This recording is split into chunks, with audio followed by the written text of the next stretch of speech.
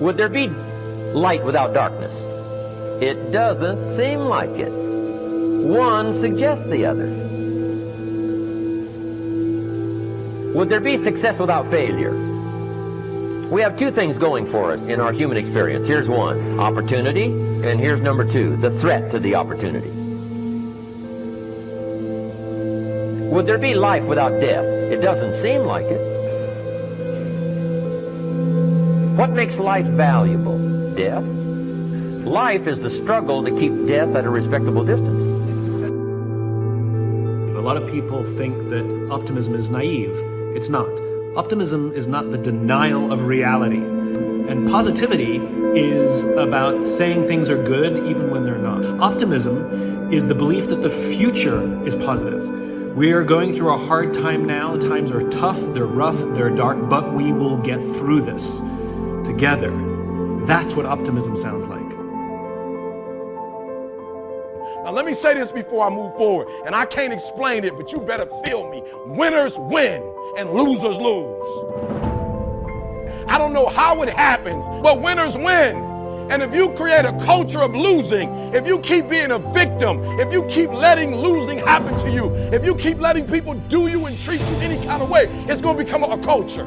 You're not brave enough. You want to put it on somebody else. The reason why I'm not successful is because of my boss. Have you ever looked at yourself in the mirror and said, I'm not getting up on time. I'm not going to work on time. I have standards. I have values because I value myself enough to give 120% or don't do it. That's the problem with some of you.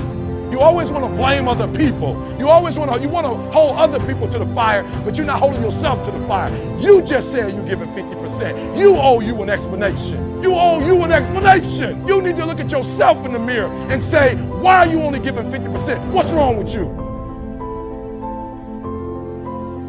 Free yourself from the disease of making others wrong, and you'll free yourself from the disease of making yourself wrong. You have a lot more energy to create solution instead of problems. It's part of the power of positive thinking instead of falling for the destructive power of negative thinking. We've got to condition ourselves, because if we don't, we'll go back to the automatic state that most people live in today's society.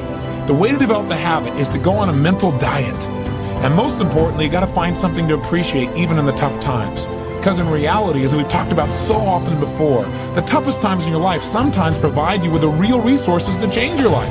The habit of noticing something you can appreciate out of the situation, even something that seems to be negative. What I mean by that is, find out what's working, but also appreciate what isn't working. Appreciate it enough that maybe it creates enough pain for you to want to make a change. Hey, being purely positive all the time is not the ultimate solution. Being purely positive 98% of the time to me is the solution. I don't mean being negative, I mean being intelligent. I mean being critical in your thinking.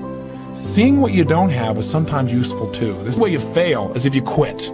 But if you learn something and you expand from it and you make some new decisions that enhance your life and the people you care about, then there is no failure.